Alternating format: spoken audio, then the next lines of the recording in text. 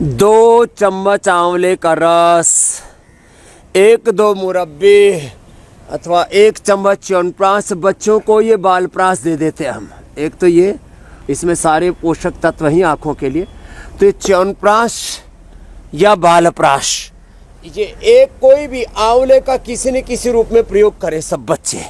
और बच्चों को शीर्षासन पहले दीवार के साथ कराएं, बाद में बिना दीवार के सहारे शीर्षासन या सर्वांगासन या 5 मिनट अनुलोम विलोम जो कर लेंगे, उनको 100 साल तक आँखों की कोई समस्या नहीं होगी। कितनी बड़ी बात है ये। और एक बात और ख़ास ध्यान रखने की है, गर्म पानी से जैसे मैंने कहा आँखें नहीं धुल हाँ, और अपनी आँखों को बचाने के लिए अभी जैसे एनसीआर में तो बहुत ज़्यादा पोल्यूशन भी है और ठंडे से भी आंखें पथरा जाती हैं, तो थोड़ा चश्मा पहन लिया करें। अलग अलग प्रकार के आजकल तो नज़र के भी चश्मे मिलते हैं, ठंड के लिए भी चश्मे मिलते हैं और धूप के लिए भी चश्मे मिलते हैं।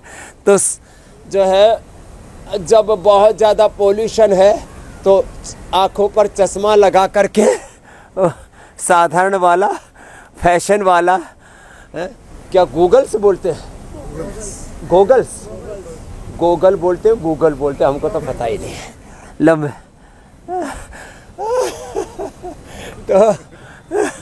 तो ये गोगल्स लगा करके, मास्क लगा करके सुबह सुबह दौड़ लगाया करे बच्चों को, तो फिर ज़िंदगी में कभी चश्मा चढ़ेगा ही नहीं। जैसे ना हमारे आँखों पर चढ़ा, ना हमारे कुल खानदान में। जे अब तो सन्यासी हो गए, लेकिन हमने देखा न पिताजी के न दादाजी के किसी के आंखों पर चश्मा था ही नहीं।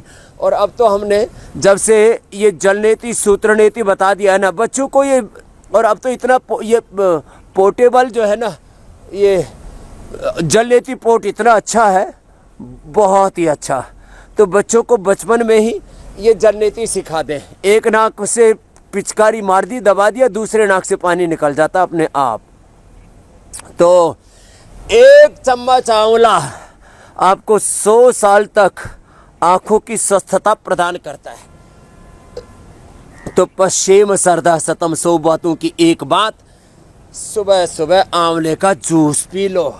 जो आलसी जीवात्मा है वो पतंजलि का पी लेना। और ये 100 बार तो भुजंगासन रोज करना ही करना है, इससे ठंड भी नहीं लगेगी और चश्मे से बच जाएंगे। चश्मा लगाओ और चश्मे से बच जाओ पोल्यूशन का प्रहार बहुत होता है।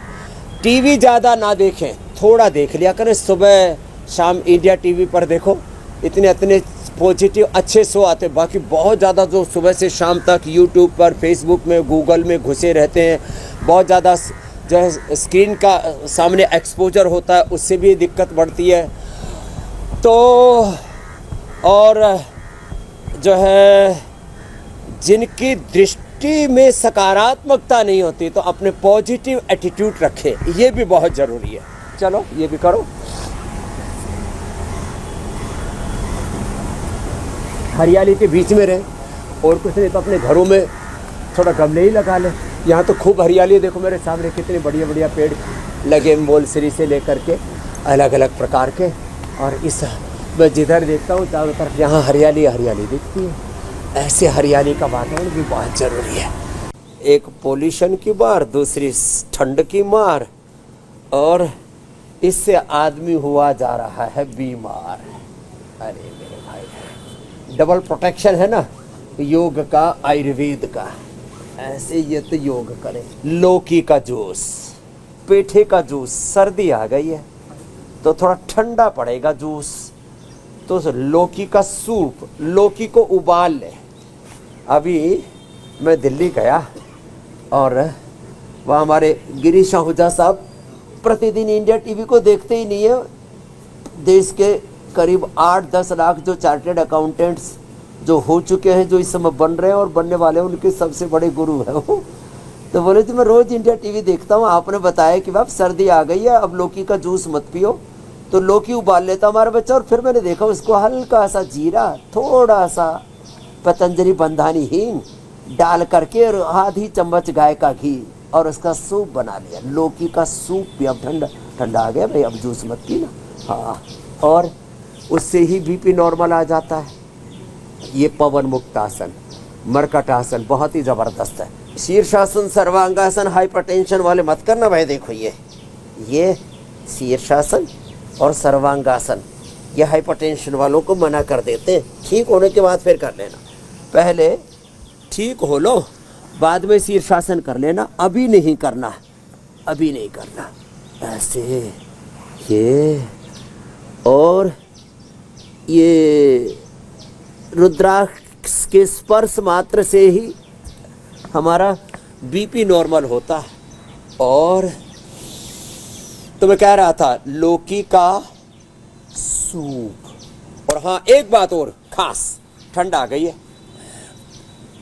मेरे शरीर में थोड़ा पित्त बढ़ गया था, क्योंकि रात दिन का ऐसी काम का ऐसा चला, तो मैंने सोचा चलो ठंड हो, गर्मी बढ़ गई है, तो मैंने रात को कल सीताफल भी खा लिया, फिर रामफल भी खा लिया, फिर गन्ना भी खा लिया। तो सुबह सुबह नशे करना पड़ा, इतना कफ बढ़ गया। तो ठंडी चीज़ें रात को मत खाना, ठंडे फल नहीं खाना। सीताफल रात को मत खाना। सीताफल, रामफल, वो आजकल वो टमाटर सा आता है ना, उसको लोग रामफल बोलने लग गए। उसका अंग्रेजी में तो कुछ और नाम है, लाल लाल सा आता है। दोनों ही ठंडे। तो ठंडे फल अब रात को नहीं खाना। तो रात को क्या खाना? रात को आप खजूर खाना, रात को उबला हुआ सेव, उबला हुआ सेव, उबला हुआ अमरूद और पपीता गर्म होता है, रात को पपीता खाएं, सेव और अमरूद उबला हुआ खाएं। अनार खा सकते हैं, अनार ठंडा नहीं होता है, वो कफनाशक भी होता है। तो ये थोड़ी सी सावधानी भी रखें भाई। और लौकी की सब्जी या लौकी का सूप बेस्ट है। आहा, ऐसी चीज़ें हैं। तो ये मंडूकासन, योग मुद्रासन बताया, और ये अभ्यास बड़ा अच्छा है। ऐसे कोई भी आसन में बैठ के एक साथ ऐसे 10-20 बार ऐसे ही कर लें, इससे लीवर, स्प्लीन एकदम अच्छे हो जाते हैं, पूरी बॉडी का बैलेंस हो जाता है। और फिर जब फ्लेक्सिबिलिटी इम्प्रूव हो जाएगी, ऐसे ऐसे, और हाथों का भी जो है ऐसे ऐसे, ये और फिर ये ऐसे, तो फिर गोमुखासन भी हो जाएगा, उससे पूरा बैलेंस बन जाता है। तो बीपी के लिए एक होती है सर्पगंधा, बड़ी ज़बरदस्त है, ब्राह्मी शंखपुष्पी सर्पगंधा, मस्तिष्क के लिए बहुत अच्छी मानी जाती है। जिनको नींद नहीं आता उनके लिए भी, लेकिन उसकी ज़्यादा मात्रा नहीं लेनी चाहिए, नहीं तो जो है पल्पिटेशन बहुत स्लो हो जाता है। तो इसलिए सर्पगंधा ज़्यादा ना ले। जो पैर ऊपर वही हाथ ऊपर, दूसरा हाथ पीछे से ऐसा लेके बैलेंस बनाए ऐसे। तो बीपी के लिए ये भी ज़रूरी है, उत्तेजनाओं में ना आए। आदमी जो है ना आपा खो देता है, छोटी छोटी बातों में गुस्सा कर लेता है, फिर उसकी आदत पड़ जाती है। आज बाबा जी ने स्वास्थ्य से संबंधित बहुत ही शिक्षाप्रद जानकारी दी है। आशा करता हूं कि यह स्वास्थ्य से संबंधित शिक्षाप्रद जानकारी आप लोगों को अवश्य पसंद आई होगी। तो दोस्तों, अगर यह शिक्षाप्रद वीडियो आप लोगों को पसंद आया हो तो इस वीडियो को लाइक करें और अधिक से अधिक लोगों को शेयर भी करें, जिससे और भी लोग यह शिक्षाप्रद स्वास्थ्य संबंधी जानकारी का लाभ उठा सकें। और दोस्तों, अगर आपने हमारे चैनल को अभी तक सब्सक्राइब नहीं किया है तो तुरंत हमारे चैनल को सब्सक्राइब भी कर लें, जिससे आप लोगों को नोटिफिकेशन के माध्यम से बाबा जी के यह शिक्षाप्रद वीडियो तुरंत प्राप्त हो सकें, जिससे आप लोग इसी तरह स्वास्थ्य संबंधी शिक्षाप्रद जानकारियों का लाभ उठाते रहें। तो दोस्तों, कल फिर किसी स्वास्थ्य संबंधी शिक्षाप्रद वीडियो के साथ आप लोगों के समक्ष फिर से प्रस्तुत होंगे। तब तक के लिए नमस्कार।